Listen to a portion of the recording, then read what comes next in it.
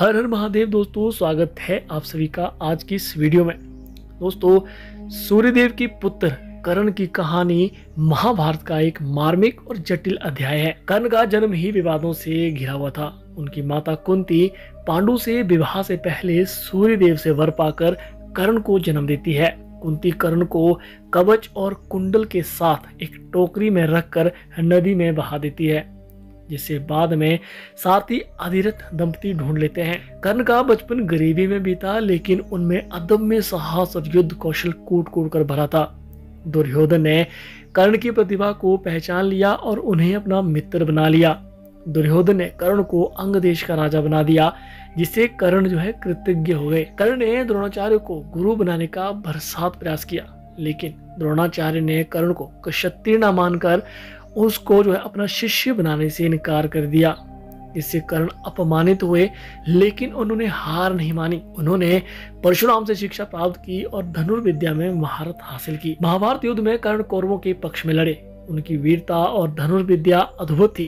उन्होंने अर्जुन को कई बार चुनौती दी और युद्ध का रुख पलटने की क्षमता भी रखते थे। दुर्भाग्य से कर्ण को जीवन भर अपमान और भेदभाव का सामना करना पड़ा। उनकी असली माता कुंती युद्ध के दौरान उनसे मिलती है और उन्हें पांडवों के पक्ष में आने का आग्रह करती है, लेकिन कर्ण दुर्योधन के प्रति अपनी वफादारी कायम रखते हैं। युद्ध के दौरान कर्ण ने अभिमन्यु सहित कई महान योद्धाओं का वध किया।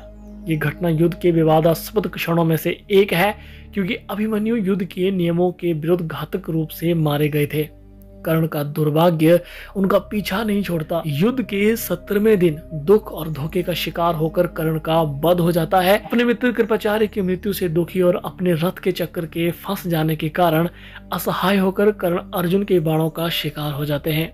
कर्ण की मृत्यु पांडवों के लिए एक बड़ी जीत होती है, लेकिन ये जीत धोखे और दुख की छाया में ढकी रहती है। कर्ण की वीरता और उनके जीवन के दुर्भाग्यपूर्ण मोड़ों को महाभारत का एक मार्मिक अध्याय बताते हैं। दोस्तों, ये सच नहीं है कि कर्ण 11वें दिन युद्ध में शामिल हुए थे। महाभारत के अनुसार कर्ण युद्ध के पहले दिन से ही कौरवों के पक्ष में लड़ रहे थे। ये गलतफहमी शायद इस बात से उत्पन्न हुई है कि कर्ण युद्ध के 11वें दिन तक शांत रहे और उन्होंने अपनी शक्ति का प्रदर्शन नहीं किया। 11वें दिन कर्ण ने युद्ध में प्रवेश किया और अपनी वीरता का लोहा मनवाया। उन्होंने कई पांडव योद्धाओं को हराया और युद्ध का रुख पलटने की क्षमता भी वो रखते थे। ये ध्यान रखना महत्वपूर्ण है कि महाभारत एक विशाल और जटिल ग्रंथ है और इसकी कई व्याख्याएं और अनुवाद है।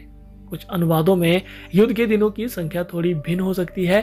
हालांकि सभी विश्वसनीय स्रोतों में यह स्पष्ट रूप से कहा गया है कि कर्ण युद्ध के पहले दिन से ही कौरवों के पक्ष में लड़े थे। दोस्तों, ये थी कर्ण की वीरता की कहानी। महाभारत का एक बहुत ही मार्मिक अध्याय आप बोल सकते हैं।